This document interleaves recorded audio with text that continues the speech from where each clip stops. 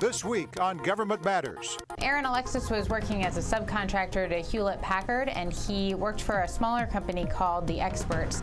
A low-level computer job gave the Navy Yard shooter access to U.S. military bases. We'll go over technical details with the Washington Post. I would love to say it would have prevented it, but we never know that for sure. Montana Senator John Tester says the background check process needs an overhaul. Will his SCORE Act reach the Senate floor? It's been around for decades. We have many new risks and many new threats today. How can federal leaders manage those risks as budgets shrink? Government Matters starts right now. From ABC 7 and News Channel 8, this is Government Matters. Government is the engine that runs this city. That's why Government Matters. Every Sunday we'll bring you the week's top headlines in tech, security, and management. I'm your host, Morris Jones. Topping headlines this Sunday, President Obama has ordered a full review of government contractor and employee security. This after Monday's mass shooting at the Washington Navy Yard. Security reviews are also being ordered at the Pentagon. Where there are gaps, we will close them. Where there are inadequacies, we will address them.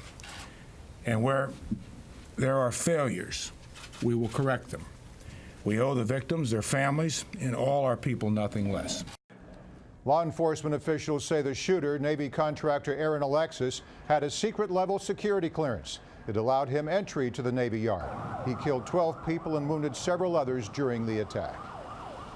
The Obama administration is also telling federal agencies to prepare for a possible government shutdown. The Office of Management and Budget sent a letter to agency heads this week. It orders them to make contingency plans if Congress fails to reach a deal before October 1st. The letter from OMB Director Sylvia Burwell says, quote, "There is enough time for Congress to prevent a lapse in appropriations. However, prudent management requires that agencies be fully prepared." The nation's top military brass testified on Capitol Hill this week. They repeated previous warnings that budget cuts would have severe and unacceptable effects on the U.S. military. Army Chief of Staff General Ray Odierno was ready with some figures. By the end of FY14, we'll have significantly degraded readiness, in which 85% of our active and reserve brigade combat teams will not be prepared for contingency requirements. Odierno says unless Congress steps in, the Army will also shrink its active duty force by 26%.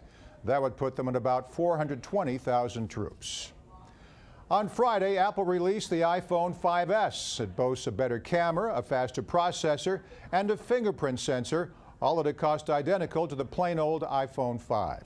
The sensor raised a few eyebrows. Is it safe and is it secure enough for federal workers? We sent Hansel Vella to find out. We're going to replace the iPhone 5. For weeks we knew it was coming. Now it's here, packed with new technology and features. Touch ID sensor. The Touch ID getting a lot of attention from people in the tech world who question its safety. It's Apple. It's a gimmick. This is really geared towards selling more devices. David Amsler runs Foreground Security, a cybersecurity consulting firm that helps protect large government agencies and private corporations from attacks. Amsler says, in concept, it sounds like a good idea for the consumer, but he wants to see how well it works. Amsler says in the past, fingerprint scanners have not always been efficient.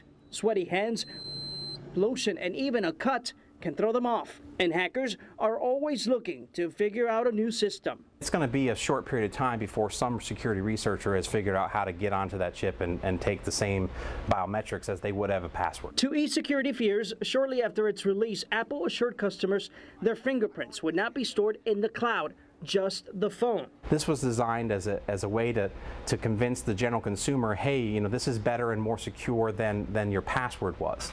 While Amsler admits this may help with iPhone thefts, he reminds consumers most attacks happen on the back end, over the internet. They're still going to infect you because you went to the wrong site, you downloaded the wrong attachment or the wrong game or the wrong application. You know, this hasn't changed that scenario at all. Some government agencies use iPhones. Amsler, who is familiar with their security, says for now, only low-level security staff are allowed to use consumer iPhones. The threat when it comes to cyber attacks continues to grow in the mobile world. And that's why consumers, he says, should not have a sense of security. Don't assume that that vendor has just taken care of you and protected you. They haven't. That's not their business. That's not their job. That's not what they're in business to do. In Herndon, Virginia, Hat Savella for Government Matters. Meanwhile, massive layoffs are on the horizon for struggling smartphone maker Blackberry. The Wall Street Journal reports the company will cut up to 40% of its workforce by the end of the year. Blackberry, the former darling of federal workers, failed to jumpstart sales despite releasing new phones and software in January. Now some top names making headlines this week. Call it the Chief Information Officer Shuffle. Federal News Radio reports Luke McCormick will be named the new CIO at the Department of Homeland Security. Currently, McCormick holds the same position at the Justice Department. FCW reports Adrian Gardner will become the CIO at FEMA. Currently, Gardner holds the same position at NASA. And FedScoop reports Bajinder Paul will leave the General Services Administration to take over as CIO for the Federal Communications Commission. Paul spent 4 years as CIO at the Comptroller's Office. We'll turn from headlines to tech straight ahead on Government Matters. Aaron Alexis won access to the Washington Navy Yard and other bases because he worked for the U.S. military. We detail his job and his secret security clearance next.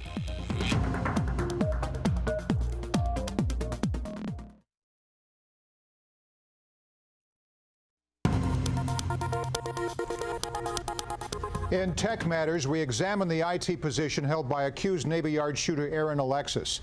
Authorities say the former Navy reservist fatally shot 12 people on Monday before he was killed by police. For more, we turn to our guest on Government Matters, Marjorie Sensor, reporter for The Washington Post. Marjorie, tell us more about the job that Alexis held. Who did he work for, and what kind of work was he subcontracted to do? Sure. Aaron Alexis was working as a subcontractor to Hewlett Packard, and he worked for a smaller company called The Experts. He was working at various Navy and Marine Corps bases, improving, upgrading their computer systems. Now, it might surprise some of our viewers that Alexis actually worked at 6 different Navy and Marine Corps installations since July in Arlington, Virginia, Cherry Point, North Carolina, and Stafford, Virginia. Before that, he worked in Japan. Tell us more, Marjorie. Yes, he was traveling around to a variety of different bases working on this program, and really only recently arrived actually at the Navy Yard. The Pentagon says Alexis held secret-level security clearance. What does that mean? What did that level of clearance give him access to? Well, a secret level gives you access to secret information, but it is a lower level than a top secret clearance. So it has a different review process, and it's not quite the same level of very sensitive information that someone with a top secret clearance would have access to. Now, I want to go in further with that. The incident raises more concerns about the background check process for military contractors. That said, the concerns are different than those raised over NSA leaker Edward Snowden. Here's a quote. A secret level clearance requires far less intensive digging than for top secret clearance and involves only a check of the FBI database, military records, and data from law enforcement agencies. Marjorie, what did they miss? Well, you're going to see something different with a top secret level clearance. Generally, that would require interviews with people who know him and who are close to him. But also, you know, there are still some unanswered questions. It did miss some arrests in 2004 and 2008 and 2010. So I think that there are certainly questions being raised about the process. Well, apparently, with the arrests they weren't adjudicated, there weren't convictions, and so that part apparently never gets on your record. The Post spoke with Thomas Hoshko, chief executive of The Experts, about the Alexis background check. What did he have to say? You know, he seemed very surprised when he spoke with one of my colleagues. He said he would not have hired him if he had known about all of these arrests and these kind of concerns that had been raised earlier. You know, he pointed to the Defense Department, which had verified a clearance when he checked it as recently as June, and he used a background check. So, you know, Thomas Hoshko was very concerned about this and said that, you know, that they rely on the Defense Department and on contractors to help them kind of make sure that they're hiring the right people. The Eric Snowden case was an eye-opener for me. This certainly opens up even more questions and eyes for me. What about you? What have you learned since this happened? You know, I think one thing we've learned is kind of contractors and federal workers, they go through the same process. So this happens to have been a contractor situation, but I think when you talk to people in Congress, when you talk to people kind of around the area, the question is being raised about the process overall and not just contractors and what it means for them. Well, they're also regular people. They can get lawyers. They can keep their records clean. They can get out with an honorable discharge when, in fact, he had some questions that he should have been discharged dishonorably. So they're just like every other part of the population. They can get representation, and quite often it works in their favor, doesn't it? Well, I think these are exactly the kinds of questions that are going to be raised. I mean, there are questions about whether corners have been cut because of budget cuts, and I think, you know, really we still have some answers that we need to get about what the process is supposed to be doing and what's been happening in recent years. It's good to get your insight today. Marjorie Sensor with the Washington Post. Thanks for being with us on Government Matters. My pleasure. We'll turn from tech to security straight ahead on Government Matters. Senator Jon Tester introduced the SCORE Act in July. Originally, it targeted NSA leaker Edward Snowden.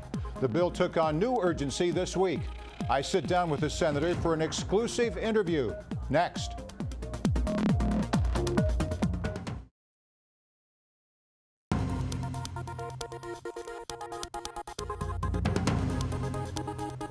Security matters now. In July, Montana Senator Jon Tester drafted the SCORE Act.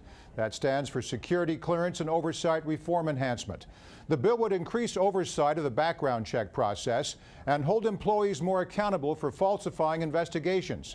Tester wants to bring it before the full Senate this month. Where is the SCORE Act today? It's out of committee. Talked to Chairman Carper yesterday about getting it to the floor and getting some action on it. If we can get his support to push that through, I think we can get a vote on this bill sometime late next week and get it into law.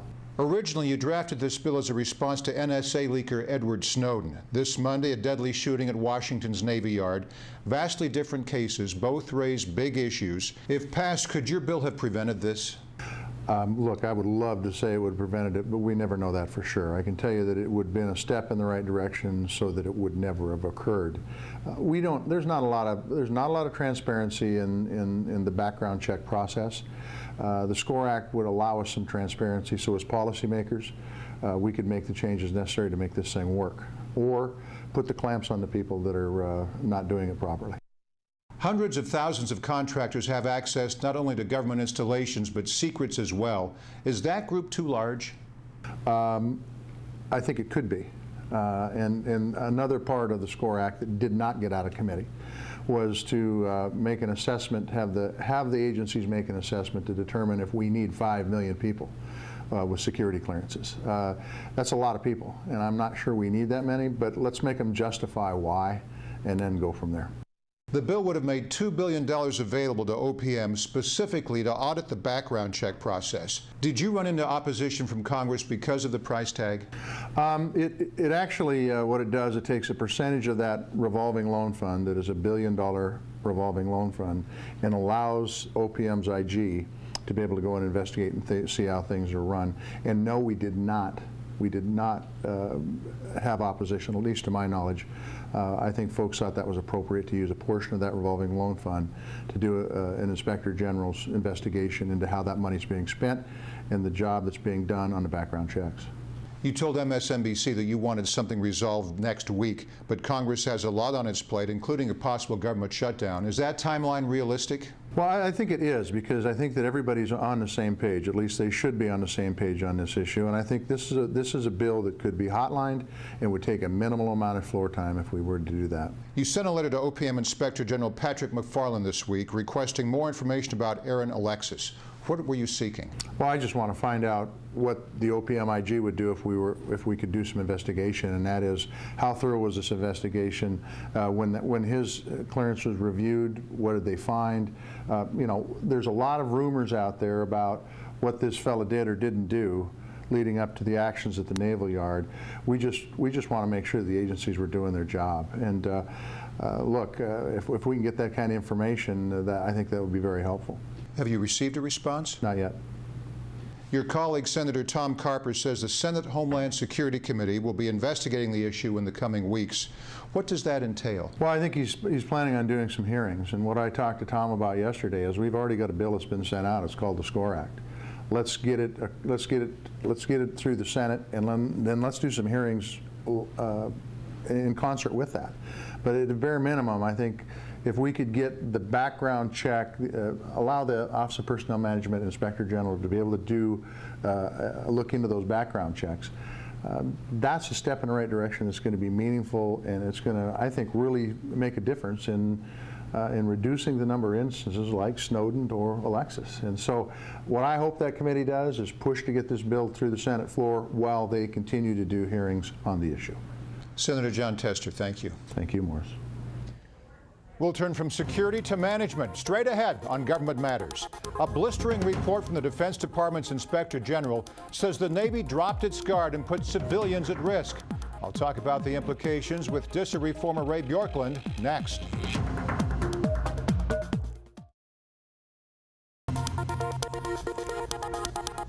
In Management Matters, mitigating risks during a time of austerity.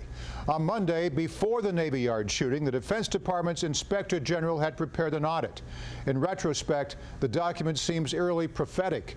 It says the Navy, in efforts to reduce costs, placed civilians at risk by dropping its guard on contractor access to military bases. For more, we turn to our guest on Government Matters, Ray Bjorklund, president of Birch Grove Consulting. He's also former VP and Chief Knowledge Officer at Deltek. Ray, this report details a system called RapidGate. What is it, and how is it related to the Navy Yard attack? As I understand it, from reading the report and doing a little bit of research on the company, RapidGate is a system, and I use that as an important operative word, system, because it isn't just the technology, but it is the means of also bringing together large pieces of information from databases to understand how to move people quickly through base security perimeters. And it is mainly oriented to those kinds of contractors who need regular access to the base, but not necessarily access to the people on the base or the information systems or the networks. Still, the DoD report offers a pretty damning review of naval security. It finds bases admitted more than 50 convicted felons. Aaron Alexis was not one of them, but as we learned earlier, he did have a checkered past. Here's an excerpt. The public record databases used by EID Passport were unreliable. The results of the checks were subject to the reliability of the public records searched, which were not always up to date. Furthermore, the claimed reductions in security risk provided installation commanders with a false sense of security, leaving installations exposed to potentially hostile actions. Ray, this report recommended contractors be screened against NCIC and the terrorist screening database. Do you agree? Oh, absolutely. And it's really kind of curious to think about how far we've come and not how far we've come since 9/11, when the big pressure was to increase the amount of information shared or information sharing.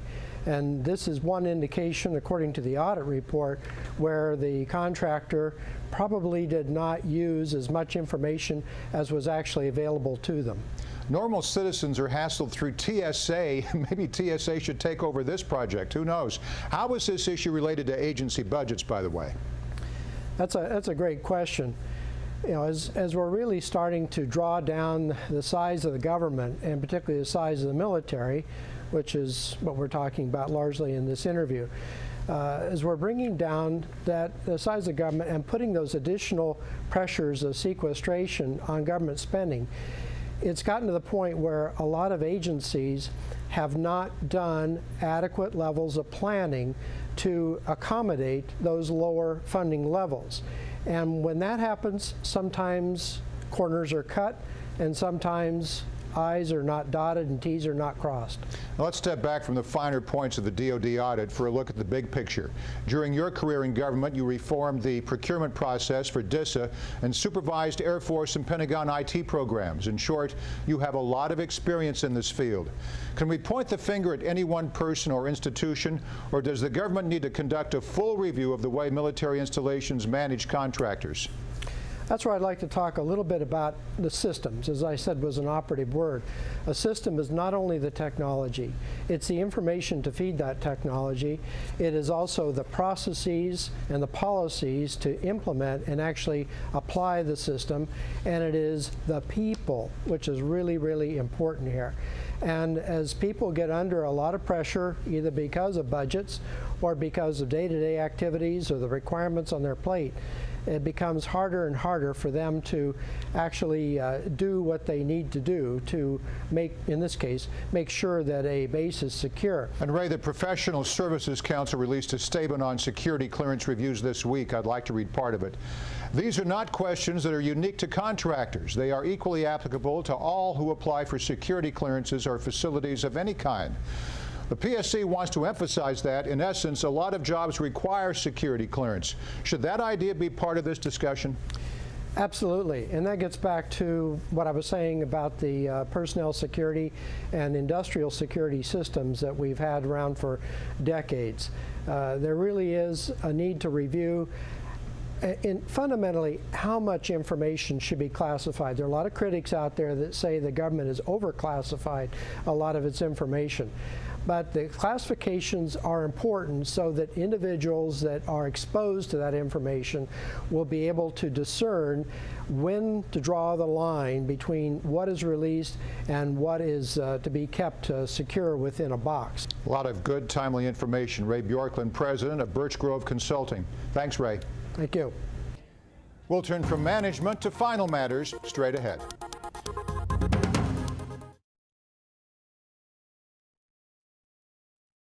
Three, two, one. Mark.